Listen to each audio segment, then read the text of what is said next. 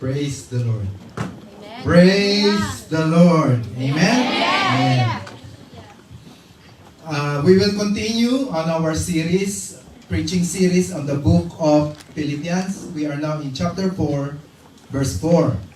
So the title of our message, after we studied last week, Rejoicing or the Joy of the Lord, is gentleness. So this is found in Philippians chapter 4, verse 5. Isang verse lang po, but napakalalim at napakahaba. Since hanggang alas 2 lang po tayo dito sa venue ngayong araw na to, I will try my best to finish it na mga bandang alas 3. Anyway, praise God. We thank God for this venue na even though bungi-bungi at putol-putol, nandito pa rin tayo. Yes. Let's thank God for everything that we have. Amen. So, the verse is, let your gentleness be known to all men. The Lord is near. So, let me read the whole context, the verse before and after, para alam natin ang kabuuan. Usually, after meron tayong joy of the Lord, we are always overflowing with that joy of our salvation. Minsan nasusobrahan na hindi na natin naaalala yung iba na wala nung joy na yon. So dumarating tayo na mayabang. Kaya ngayon, tinuturuan tayo maging mahinahon. Gentleness. And it must be evident to all. So, let's all stand up for the reading of the word. 3 verses lang, uulitin natin. In verse 4, it says, rejoice in the Lord always. I will say it again, rejoice. Let your gentleness be evident to all. The Lord is near.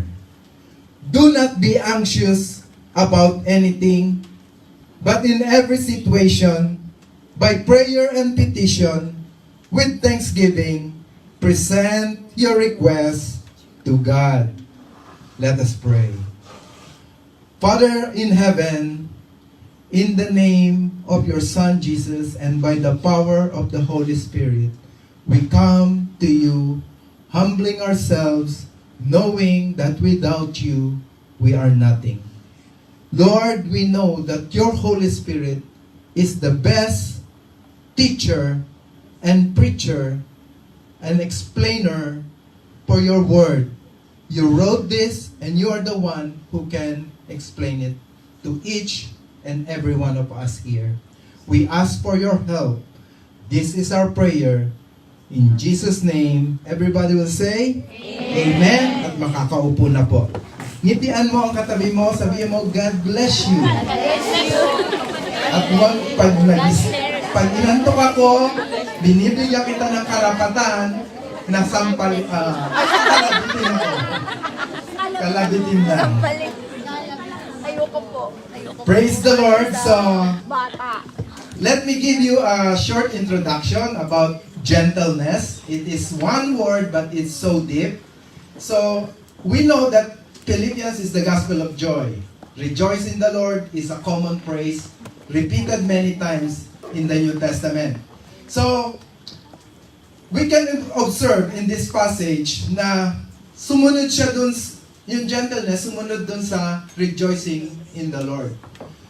Which is, we can say na mag-ingat tayo pag sobrang saya ka, baka mamaya ang dating mo sa mga nalulungkot at nade-depress ay mayabang. So, dapat maging mahinahon ka pa rin. Tandaan natin na hindi lahat tayo nandun sa mountain top. Dumadaan ang iba sa valleys. So, that is tinatawag na gulong ng palad o gulong ng buhay.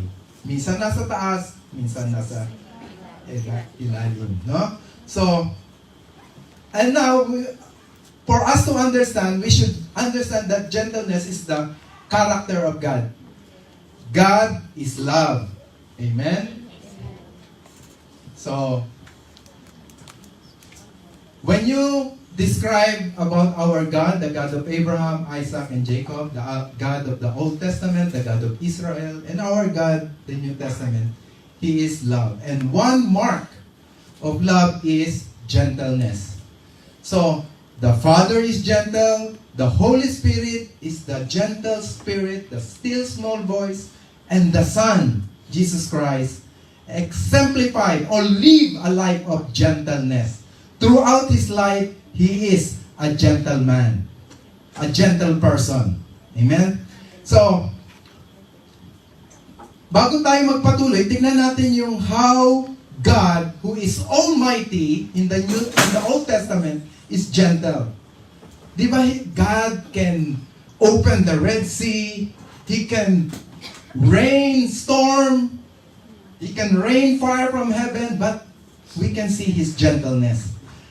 I would like to cite one instance in 1 Kings chapter 19, sa chapter 19 about the prophet, the great prophet Elijah.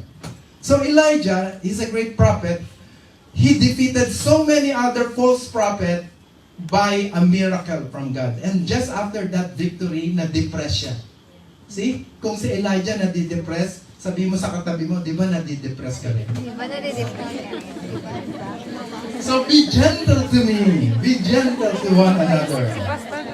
So here, when Elijah, the great prophet, became so depressed, nagtatago siya sa kuweba at gusto niya na mag-suicide.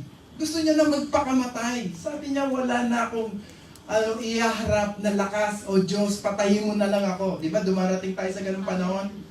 But the Lord was so gentle. First, may angel na dumating. And the word of the angel is very gentle. Walang sinabi na hindi dramatic, hindi maraming miracles or signs. Sabi lang, the most ordinary praise that you can say to a person, get up and eat. Hindi yung, get up! Magtrabaho ka na! Usually, pag ginigising ka kasi gusto mo, pumasok ka na o malilate ka, pinapagalitan ka. Pero yung angel's voice from the Lord is, get up and eat breakfast, Elijah. Get up and eat. Hindi get up and work. So, very gentle. And then after that, the Lord told Elijah, I will pass by. That's where I took one verse from that chapter. It says here, then the Lord passed by, and there was a strong wind that tore the mountains. Imagine yung wind na yun. Di ba pag malakas ang wind, malakas lang ang wind, pero ito nakakabiyak daw ng mountain. Nadudurog niya yung mga bato, ganun kalakas ang Diyos. Amen? Amen. So, there was a strong wind in the mountain that tore the mountains, but the Lord was not there. After the strong wind was the earthquake, and the Lord was not there. And after the earthquake came the fire, but the Lord was not in the fire. Where is the Lord? After the fire came a gentle whisper. God is an awesome and almighty God. Amen. But you can hear Him through the still, small voice. That is the conviction of the Holy Spirit. So God the Father, the Holy Spirit, and in this message, I will show you God the Son, how He became so gentle to all. Amen. So, as I will share with you, 4 instances the Lord Jesus Christ showed gentleness. First, He was so gentle to the deeply sinful or those who have fallen into deep sin. Yung natali ng kasalanan. One example is the Samaritan woman at the well. You know, nahihiya yung taong yon dahil 5 na ang asawa at yung pinakasama ngayon ay hindi rin niya asawa. Nakakahiya. Nagtatago siya dun sa lipunan. And the Lord also was gentle to this paralytic who was been left out, rejected for 38 years. Because of his sin, he became paralyzed, he became sick, and now nobody wants to help him. But the Lord was gentle to him. Another one, the Lord showed gentleness to the battered in life. These are victims of circumstances. There was one woman who was caught in adultery. Why only the woman, no? Caught in adultery? Sabi nga, it takes two to tango. Amen. Nasaan yung kapartner? So, but these are victims of circumstances, but the Lord showed gentleness to this woman. And lastly, I would also share to the most unqualified, the Lord showed gentleness to the worst criminal of all. The worst sinner. It is the thief on the cross. So, each one of these instances can be one preacher, one message, one preaching message. But I will just focus on the Lord's gentleness. Pwede ba? Amen. Para matapos natin.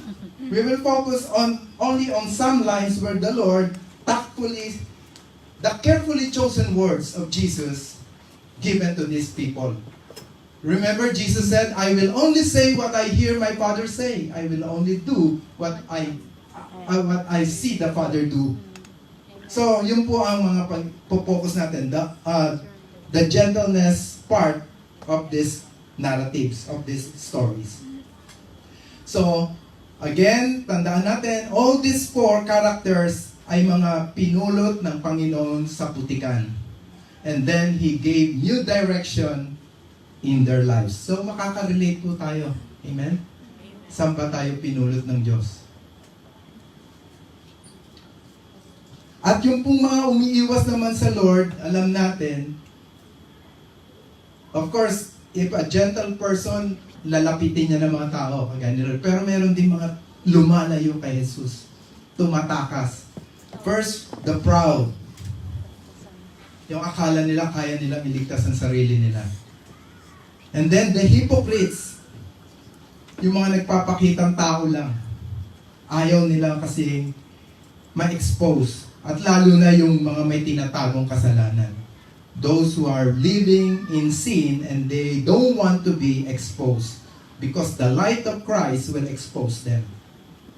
So, here is the story. So, I have a simple outline. Three outline. The first part, we will talk about the nature of gentleness, the nature of this virtue. By the way, the word virtue is mabuting katangian. The virtue of gentleness. So, what is gentleness? The definition. And then the second part, yung pong four parts na sinasabi ko, the display of this virtue. And we will have no other example or model about this gentleness. The best is the Lord Jesus, the Son of Man. A man who was gentleman. Amen? Amen. And then the third is very short lang po, the reason for this virtue, which is the Lord is near. As you can see, yung pong isang verse, let gentleness be evident to all, the Lord is near. Yung po yung outline. First, what is gentleness? Let your gentleness be known. We will know about gentleness. The second is the emphasis. The evident to all, the evident of this gentleness to all men. It must be experienced. It must be known. Dapat makikita ang gentleness na yan. And then the third is the Lord is near. That's the reason for gentleness. So now let's go to some biblical definition of gentleness. In Proverbs 15:1, sabi dito, ang malumanay na sagot ay nakakawala ng galit. Ang marahas na salita ay nagdudulot ng puot. Tama ba? Tama. Amen. Because a gentle answer turns away wrath, but a harsh word stirs up anger. Another in Kawikaan, sabi dito, verse 4, ang magiliw na salita ay nagpapasigla. Ngunit ang matalas na dila ay nagbibigay ng sama ng loob. Tama ba? Tama. Amen. Tama. Amen. Sabi, gentle words are a tree of life, a deceitful tongue crushes the spirit. And in the New Testament, Apostle Paul also gave us a definition. It is like a mother caring for her little children. Kagaya ng kalinga ng isang ina sa kanyang mga anak. Like Psalms 91, under His feathers He will hide us. We will take refuge under His wings. Hallelujah. So now, yan po yung scriptural definition ng gentleness, no? But now we will go to the Greek definition. Mag-aral tayo. In the Bible school, the word gentleness in Greek is epieikeia. Ikea. Ikea, no? Hindi yung tindahan ng furniture. Epieikeia. Ikea. Basta, pero ang sabi dito, this is the most untranslatable word. One of the most untranslatable word. What does it mean? That means the word gentleness in Greek cannot be translated by one word. It should be a phrase or a combination of words in English or Tagalog. Kasi nga, ang Greek word na epikeia is, ito yung iba. So one is sweet reasonableness. That is courtesy, agree to disagree, gracious power to yield, and also consider the interest of other. You will find, you can see a balance. Merong sweet, pero dapat reasonable. Parang grace and truth. Remember the verse in John 1:17? When Jesus came, He said He came as the grace and truth. The law was given to Moses, but grace and truth came in the person of Jesus Christ.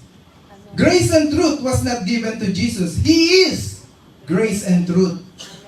Balance. Merong grace, pero may truth. Hindi pwedeng puro grace. Pag puro grace tayo, magiging licentious po ang tawag doon, hyper grace. Lahat pwede, compromise, okay lang. Pero pag nag-hyper truth ka naman, magiging legalist. So, ang gentleness po, combination niya ng grace and truth. Kaya, sweet, pero reasonable. Kaya, ang susunod is strong hand with a soft touch. Some called it tough love. Yes, I will care for you, but you must do this. Hindi pwedeng puro na lang, soft, aabusuhin ka. Amen. Kailangan may tough, may strong hand. One sign of meekness is not weakness. Yung meek na illustration is a strong man, a bodybuilder. May picture ako ni Arnold Schwarzenegger. Nung kargan niya yung 1-day-old niyang baby. Kala mo mapipisat sa laki nung muscle Pero napaka-soft touch. That's how God deals with you. Amen? Amen. Alam niya na kapag nasobrahan yung rebuke sa'yo, mababasag ka. So, another description is speaks the truth in love.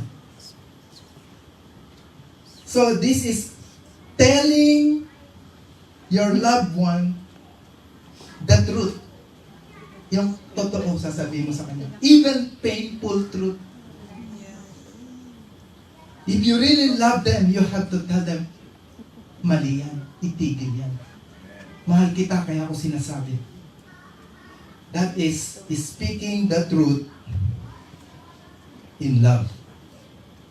Gentleness. You will say something, you will rebuke, you will tell them the truth, but you have to guard your tone. The way you say it. Gentle. Pinapractice namin ng aking Cebuanong wife. You know, ang Cebuano, bagsak ang Tagalog yan Alam mo, nangaaway. Di ba? But we have, kaya minsan sabi, uy, 5:20 na, gising na. Kaya, gising na lang. 5:20 na. Prayer na. Gentleness. But you're speaking it in truth. So that's why you can see yung word na sweet, grace yun. Pero yung reasonable, truth yun. Yung strong hand, truth yun. Pero yung soft touch, grace yun. That's why Jesus is grace and truth. And then yung speak, truth, ano yun? Masakit yun. Masakit yung totoo eh. Pero gagawin mo in love. Speak the truth Love. in love. I'm speaking the truth. Makinig ka. This is the truth. Makinig ka. Ito, totoo ito. Pwede na ba? Amen.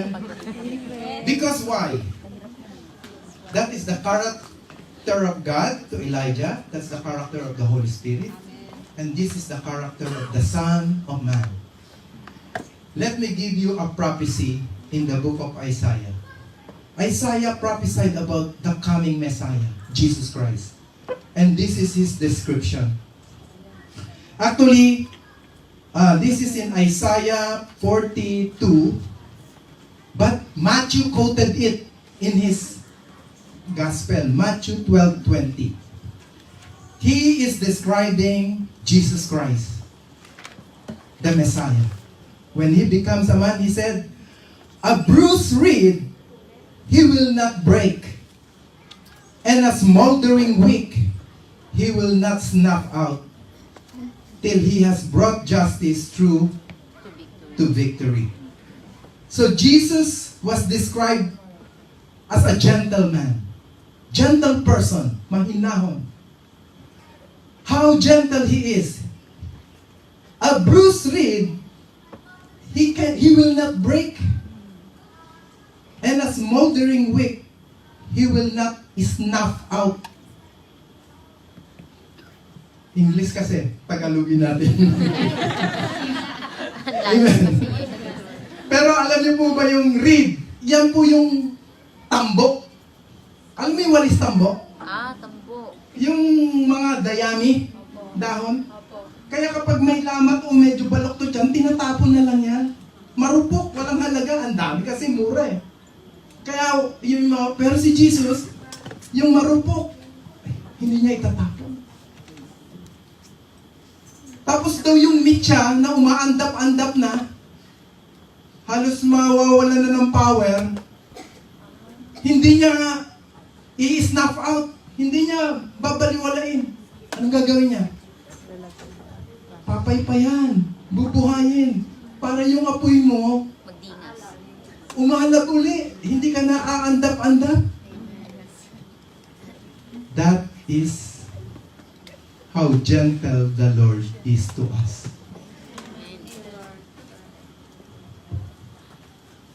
Kaya dun sa Tagalog, na Tagalog ko na pala, pero basahin ko pala uli. Matthew 12:18, ito yung kinote niya sa Isaiah 43, narito ang lingkod ko, ang aking hinirang, ang aking minamahal at lubos na kinalulugdan. Si Jesus po ang dinidescribe. Ibubuhos ko sa Kanya ang aking espiritu at Siya ang magpapairal ng katarungan sa mga bansa. Hindi Siya makikipag-away o makikipagsigawan ni magmamataas ng boses. Ni magmamataas ng boses sa mga lansangan. Of course, nagpipreach ako, kailangan mong sumigaw. Ito yon, yung verse 20. The bruised reed and the smoldering wick. Hindi niya puputulin ang tambong marupok. Hindi rin niya papatayin ang mitsang umaandap, ang ilawang umaandap.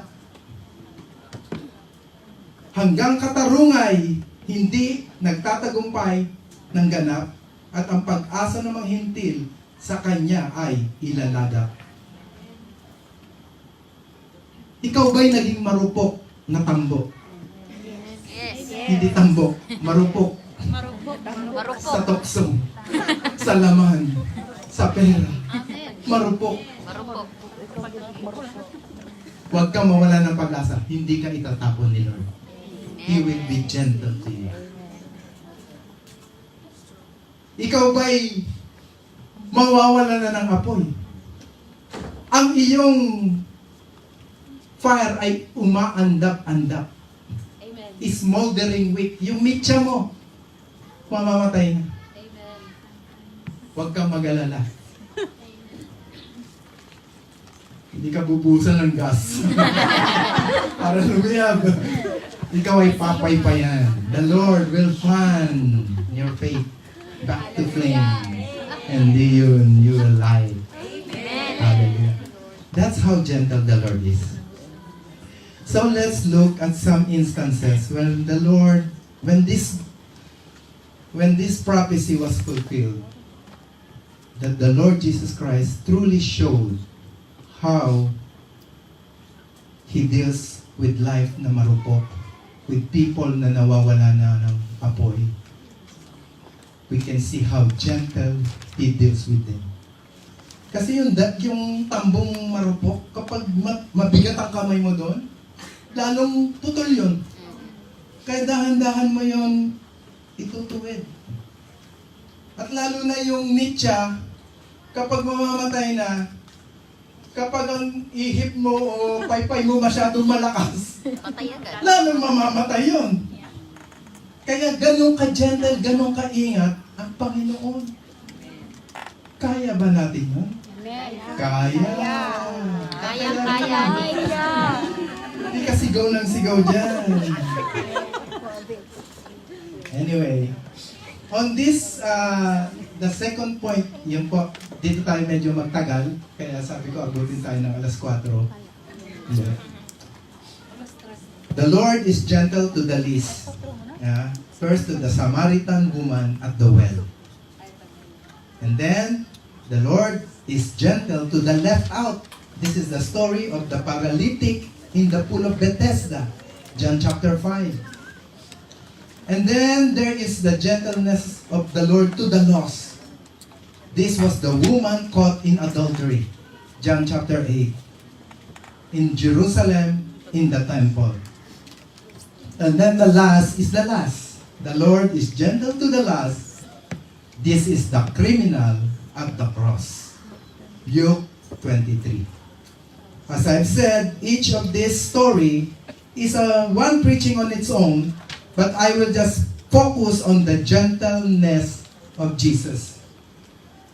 Bawat istorya po nito talagang may malalalim na kahulugan. But I will just see how the Lord deals, how the Lord speak to this fragile na marupok na tambo at umaandap-andap na ang mitya ng buhay.